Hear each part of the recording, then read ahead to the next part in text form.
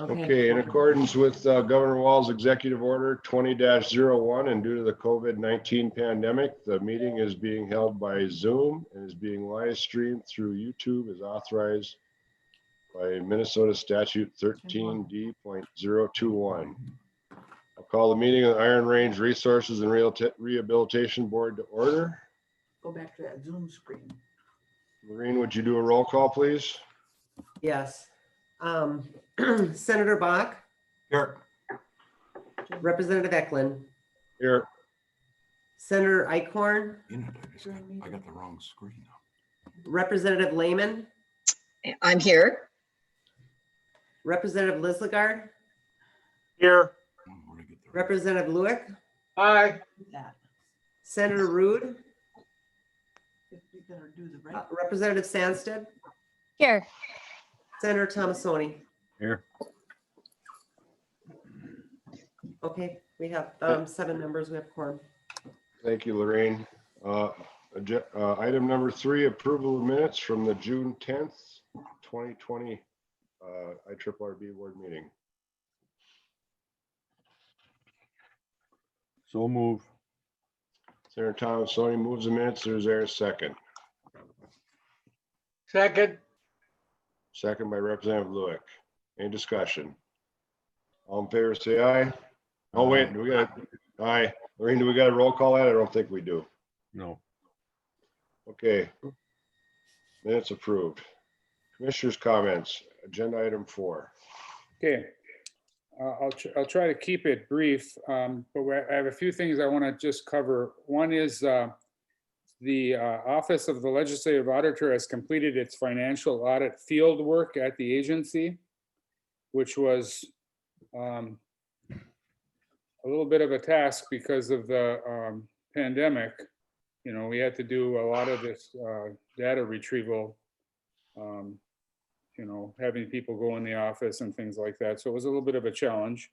Right at this time, our managers are responsible for providing responses for any audit findings that they've had. And we're going to have a follow-up session with the auditors, which should occur before the end of October. And we've been told, though, that the audit report probably wouldn't be released till 2021. And I have my own suspicions why that is.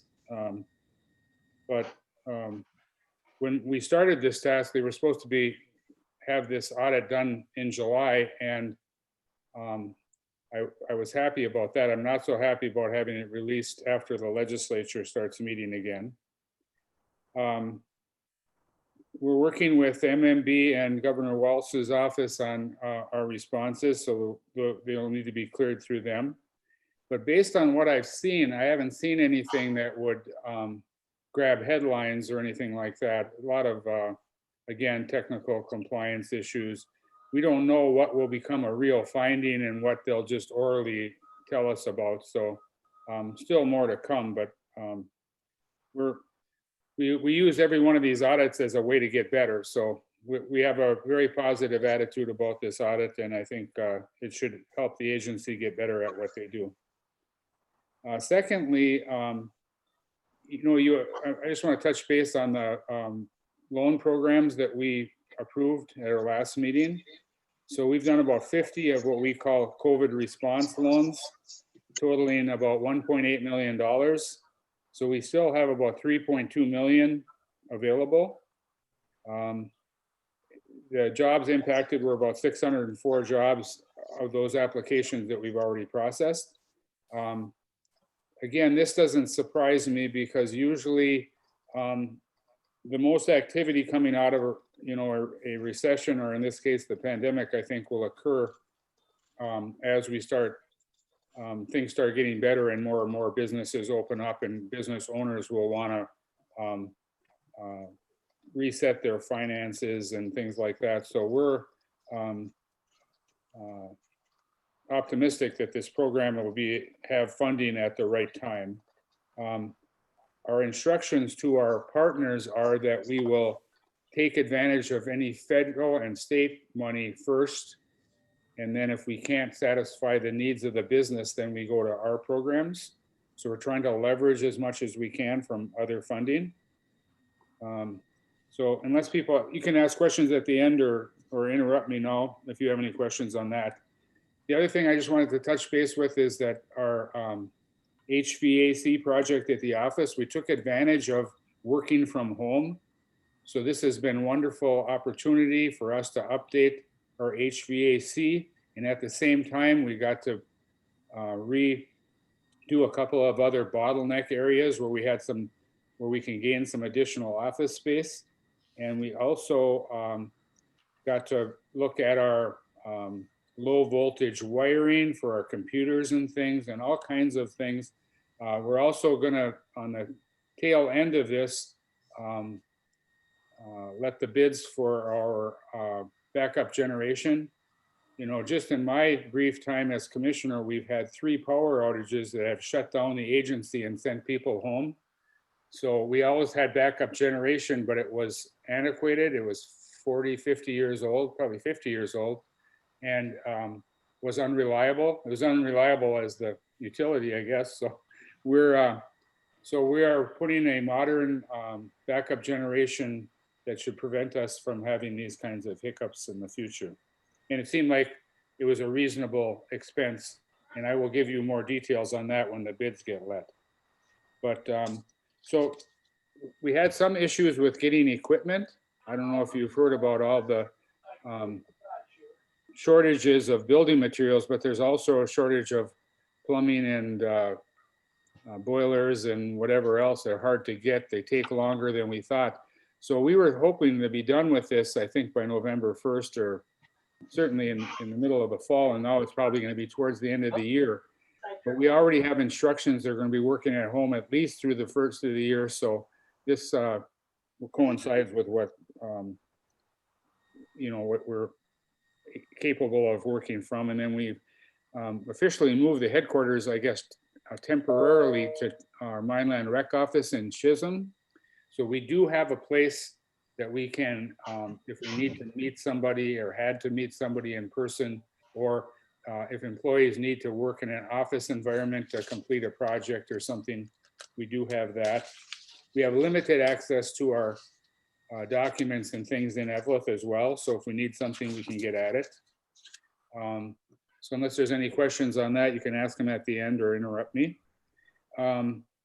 The last thing I want to touch base on is that we had an executive order that all agencies should have a tribal liaison. And then there was a hiring freeze, so we froze our talent acquisition process, I guess I would call it. We froze it for a while. And then MMB gave us special dispensation to move on this. So we've been, since June 24th, we've started the process again. We've had 31 applications, and 12 of those applications met the minimum qualifications. And we were going to offer interviews to all 12, to be fair, but we had 2 people decline to be interviewed. So right now we have a candidate pool that are qualified of 10, and we will be beginning interviews in the near future. And we're getting a lot of help from the other tribal liaisons in the administration that work for other agencies, and also with some of our local tribal governments that we work with. We're getting help from them and helping us select who was qualified and who we should interview. So you should be hearing something about that in the next 30 to 60 days, I assume. With that, I will stand for any questions on any of those issues or anything else. Thank you, Commissioner. Any board member questions for the commissioner?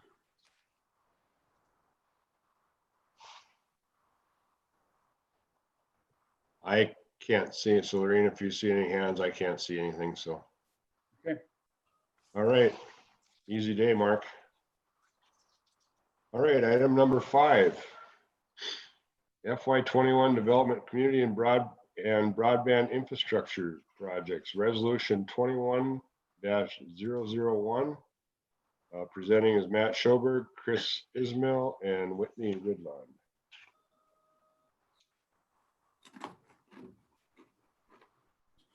Mr. Chair, members of the board, Chris Ishmael will be presenting the uh, development and community infrastructure projects, and Whitney will be presenting the broadband projects. Mr. Chair, members of the board, we have 11 FY21 infrastructure grants for your review and recommendation. The total agency and proposed agency investment would be $3,350,651. And the total project investment in all these projects would total $26,668,624. We'll start with the development infrastructure projects. City of Aurora, a request is $115,000. The project consists of structural reinforcement and HVAC upgrades to a public building.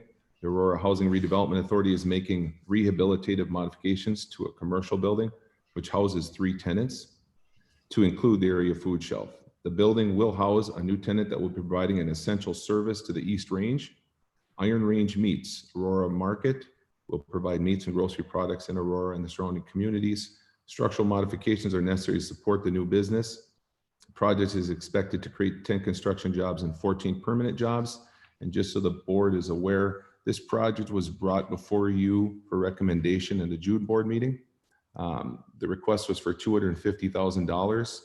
We were unable to provide that level of funding, even though they were eligible and the project was qualified for it, because our budget, we just ran out of budget dollars. To make this project work, we're back for 115 to meet that $215,000 cap. Second project is the City of Ely. The request is $247,918. The project consists of utility replacement, sewer line relocation, and site development for the expansion of the existing Veterans Clinic in Ely. This clinic currently serves approximately 450 local veterans. The expanded clinic will provide essential additional services that will increase utilization by area veterans. The project includes remodeling 2,400 square feet of the existing facility and the new construction of 5,040 square feet. It's expected to create 20 construction jobs and 3 permanent jobs. Vale Township. Grant request from the township is $92,233. The project consists of sanitary sewer line extension for a housing development in the Horseshoe Lake area of Vale Township. The development includes the construction of 3 new homes between $900,000 and $1 million. The new homes will assist in broadening the local tax base and lower the tax burden for the residents. Vale has done minimal expansion beyond the original installation of their sanitary sewer in order to keep sewer rates low. Past expansion has been cost prohibitive due to just the broad rural location of the township. Vale sewer rates are higher than many neighboring communities, and expansion projects have a direct effect on raising rates. So the community's been impacted with a 30% increase from the City of Gilbert. City of Gilbert currently manages their waste treatment. And what Vale Township did was they provided some of the reserve funding to bring that increase down to 12.5% because their rates are so high already. So this new development would help add additional users to the system, which helps bring the rates down. The project is expected to create 7 construction jobs. City of Grand Rapids requesting $250,000. The project consists of electric, utility, and HVAC upgrades to service the expansion of Minnesota Diversified Industries, MDI. The MDI plant in Grand Rapids is moving forward with the addition of a new hollow core profile extrusion line to allow for the manufacturing of rigid polypropylene sheets, a material used in the production of their collapsible and reusable plastic boxes, trays, and containers. The addition of the equipment to produce these polypropylene sheets will complement their current in-house production of polyethylene sheets. The on-site manufacturing of the hollow core polypropylene sheets will replace their importation of this material and reduce costs. I believe they're, one of the major suppliers that they have to purchase this from now is based out of India, and it's high cost. So this would dramatically reduce costs on their end, and the lead time to be able to receive those products. Instead of waiting months, they do it right on site, allowing the company to be much more competitive in this broader market area. The project is expected to create 5 construction jobs and 18 permanent jobs. Those are your development infrastructure projects. Community infrastructure. City of Calumet, grant amount $15,500 that they're requesting. The project consists of site work and construction of a new public works facility in Calumet. The existing public works garage had a roof collapse this past winter, which caused considerable damage to the property. The new facility and equipment that it'll house will be used to maintain essential public work services to Calumet residents. It's expected to create 2 construction jobs. City of Chisholm, the requested amount is $250,000. The project consists of complete street and utility replacement within the right-of-way of 3rd Street Northwest and 7th Avenue Northwest to 8.5 Avenue Northwest. Included in the project is replacement of all sanitary sewer mains and services, all water mains and services, stormwater, curb and gutter. And then complete repavement with bituminous. The existing facilities or infrastructure were constructed as early as the 1940s, and they've reached the end of their useful life. The project is expected to create 12 construction jobs. City of Gilbert, the request is $250,000. Phase 2 of the project, this is a phase 2. It consists of total road reconstruction and utility replacement of a segment of Highway 37 to include Main Street through Gilbert in coordination with MnDOT. The phases of road reconstruction are comprised of driving surfaces and sidewalks, curb and gutter and parking lanes. The sanitary sewer, water and storm sewer systems will be repaired or replaced, and the electrical system will be upgraded to ensure adequate street lighting and pedestrian safety. The project began in the summer of 2020. It'll end in the fall of 2021. The project is expected to create 15 construction jobs. City of Grand Rapids, grant amount request $230,000. The project consists of site work for the development of a cost-effective solar array and solar energy storage resource that will provide competitively priced solar power to 7,200 customers, residents within Grand Rapids. Under this proposed project, and upon negotiating a long-term 25-year contract with Minnesota Power for the purchase of the power and energy storage, a qualified private company will construct, own, and operate 2 megawatt solar array and a 2.5 megawatt per hour energy storage infrastructure on leased airport property. Private ownership of the facility will allow access to federal investment tax credits, enhancing the project's economic viability. The preferred site for the project is a 15-acre city-owned parcel in the airport safety A and B zones west of 7th Avenue Southeast. The commercial leasing of this 15-acre property will generate approximately $15,000 annual funding to the airport over the 25-year period, about $375,000 in total. The project is expected to create 10 construction jobs. City of Mountain Iron, grant amount is $400,000 being requested. The project consists of the rehabilitation of the city's 400,000 gallon elevated water storage tower, the installation of a new water filtering system, and the drilling of a new well to mitigate possible future contamination and allow for maintenance work on the current wells. In order to provide adequate fire protection and safe drinking water, the city must make repairs to the water tower. Additionally, the current water filtering vessel is almost 40 years old and has structural failures. In order to provide clean, safe drinking water, the deficiencies in the current vessel must be replaced. Mountain Iron is also in need of an additional water supply well due to the fact that the current wells are losing pumping capacity. The project is expected to create 18 construction jobs. And on a side note, I just want to inform the board, this really is 2 projects that we combined into one.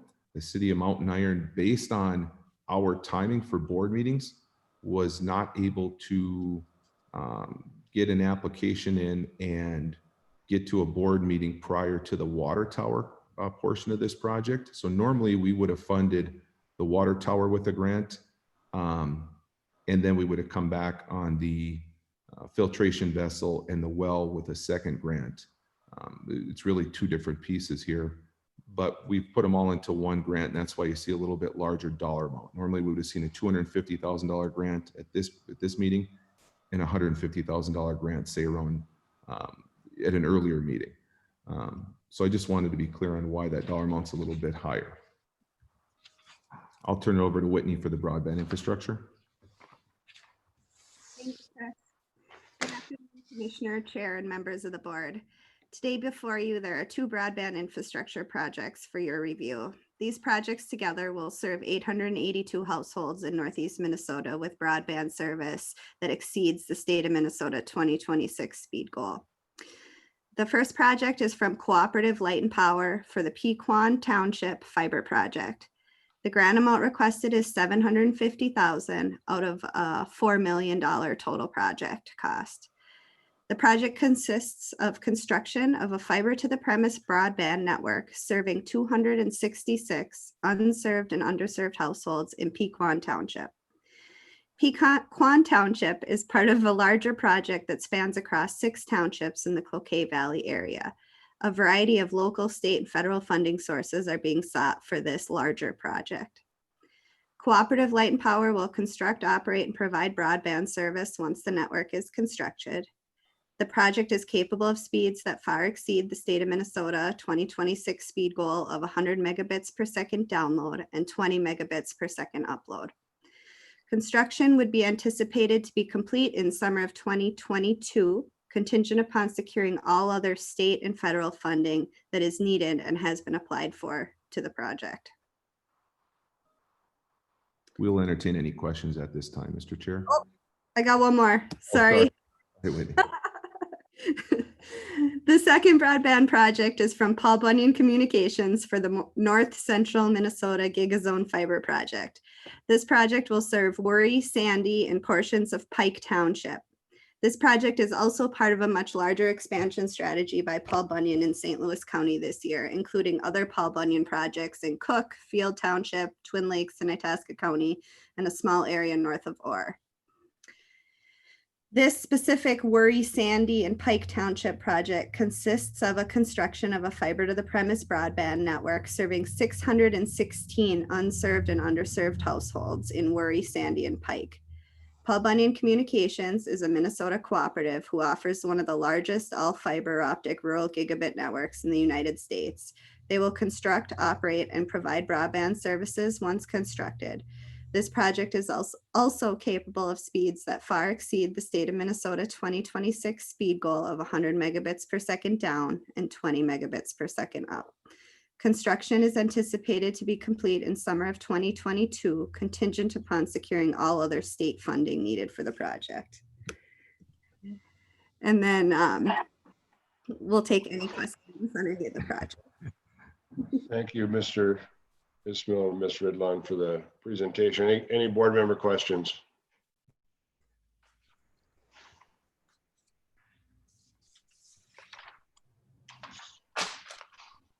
I don't see or hear anyway, so could I hear a motion on resolution 21-001? So moved. Is that Representative Lislegard moves? Is there a second? I'll second it. Representative Sandsted. Lorraine, any discussion? Lorraine, can you take the roll, please? Senator Bach, Yes. Representative Eklund, Yes. Senator Icorn, Representative Lehman, Yes.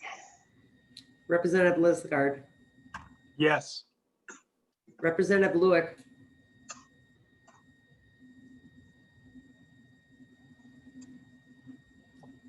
Representative Luick,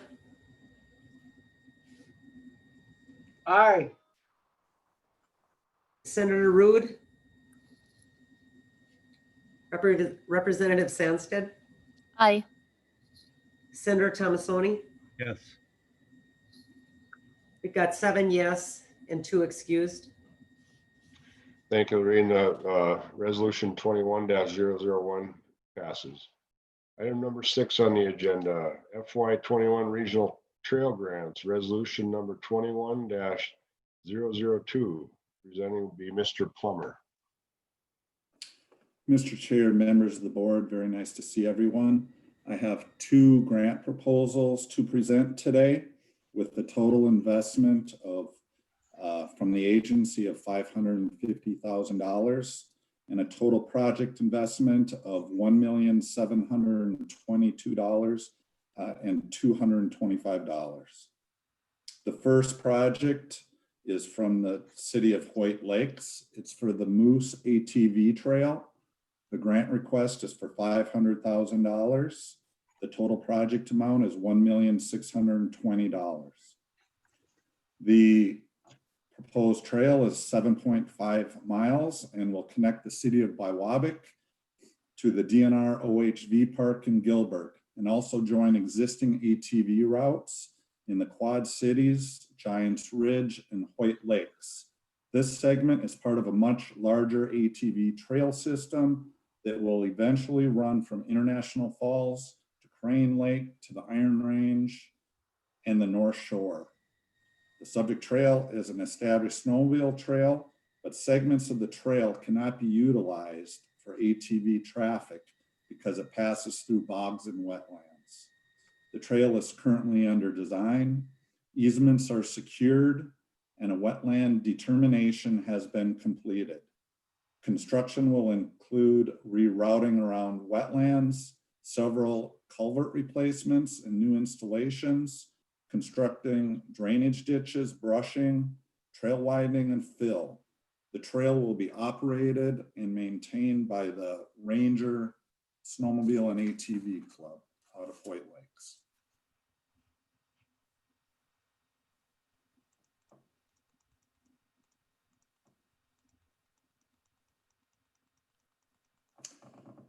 The second grant request is from the city of Virginia. It's for the Silver Lake Multimodal Trail Phase 1. The grant request is $50,000 and the project amount is $102,000. The Silver Lake Trail is a popular community amenity that is connected to the Virginia downtown, other businesses, neighborhoods, the Bailey Lake Trail, and the Mesabi Trail.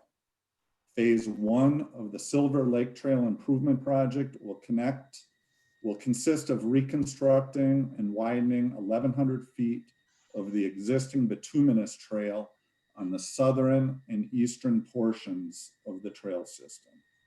This phase is part of a larger project aimed at alleviating conflicts and dangerous conditions trail users face due to conflicts with road traffic, and because the current route runs through the public utilities work site, which involves large truck traffic on a daily basis. The trail will be owned, operated, and maintained by the city of Virginia. Mr. Chair, members of the board, that concludes my 2 reports. Thank you, Mr. Plummer. Any board member questions?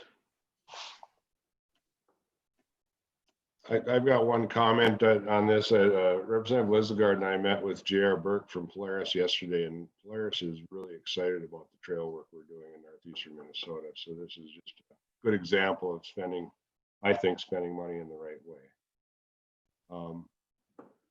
Senator Thomasoni, you want to move this resolution Yes, 21-002?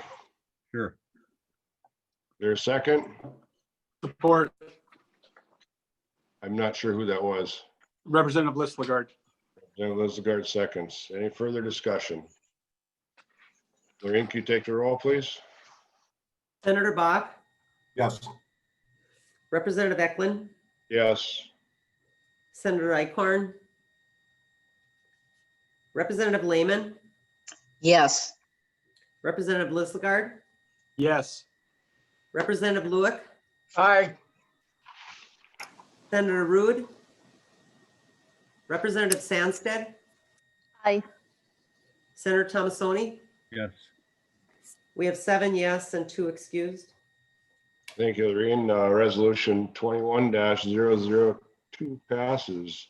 Board members, that is all we have on the agenda. Unless there's any final comments, I will adjourn this meeting. Hey, Mr. Chairman. Mr. Chairman, Commissioner Phillips. just very briefly, I just want to make the board aware of something that we're working on that, so the Komatsu project, slightly north of Virginia and 53, was a very highly successful project that we've participated in. And it has created, though, a traffic issue with egress and degress lanes and things like that. And there's been a negotiation between the company and MnDOT and us and the city of Virginia on a solution to these traffic problems. So there's going to be an application made to MnDOT for their TED program, their Transportation Economic Development Program, which is deed and trunk highway funded. And right now they're looking at maybe the agency applying for the TED grant and then providing some of the match, which we would bring back to the board at our next meeting. But we may have to get this application in. And so I consulted with Mr. Betchika on, do we need a resolution or anything? And we deem that I can have the agency apply, subject to the match being approved and getting the proper advice from the board in the future. So I just want to tell you, we're going to work towards this solution. And if you see the IRRB in the paper, something that we're applying for a highway grant, you'll know what it's about. So I'd be happy to answer any questions but I think it makes a lot of sense. This is a terrific project and we need to get the traffic situation corrected. Excuse me, any questions for the commissioners? Any other questions or comments? Mr. Chairman, Senator Thomasoni. I don't know, is Jim Plummer still on the line? I'm just hearing a real lot of good things about the Redhead Trail, and I'm wondering if Jim's got some insight or some update that he can maybe tell us about how that thing is going, because everybody I talk to is just telling me what a wonderful thing it is. So I don't know if Jim's there or not anymore. Is he still there? Here. Jim. How much time do you have? Yeah, not much. The response and the quality of the trails have even exceeded my expectations. It's been a long haul working on this and, getting everything through, getting the mine fence legislation passed, which you are all a part of. Thank you very much. I am a mountain biker myself, and I get out to the site quite a bit. And when I am there, I kind of consider myself an ambassador of the trail system. I try to help people along, especially when it's obvious it's their first time there.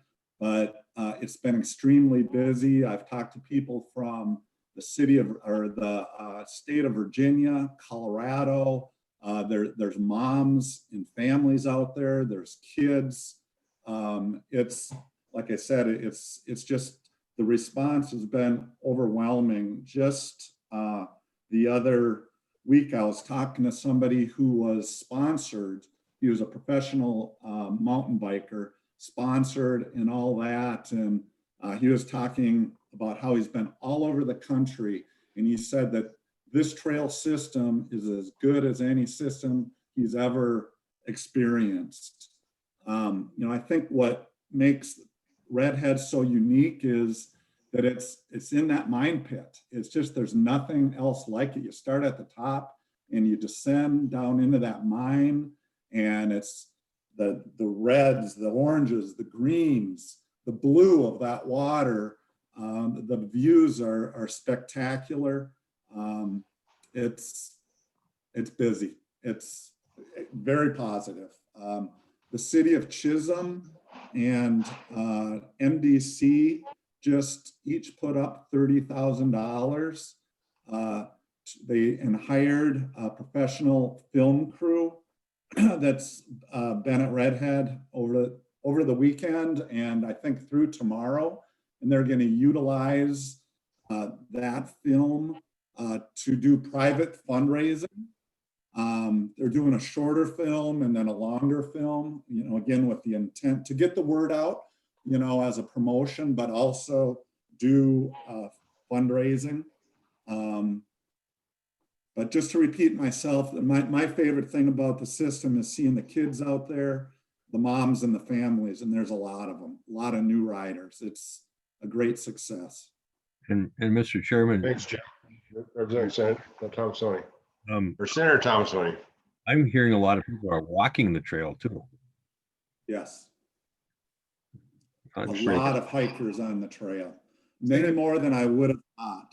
And so we may have to expand. Yeah, it's wonderful. Anything else? Mr. Chair?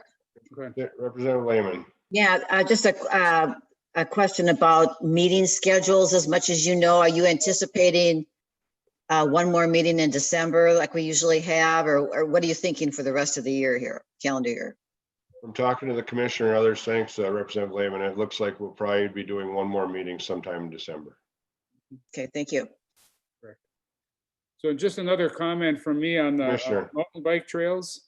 You know, we invested in 3. I just want to make sure that people real, the Redhead is pretty spectacular, but so is the Tioga and Grand Rapids, and we're getting similar feedback to Giants Ridge. It's a different experience with this these gravity fed from the chairlift trails up at Giants Ridge, but I've never seen lift lines in the summer before at Giants Ridge. So you see them in the winter for skiing, but now we have people lined up to get their bikes up to the top of the hill on the weekend. So so I think, you know, at some point we'll try to get our arms around the economic impact of that investment we made.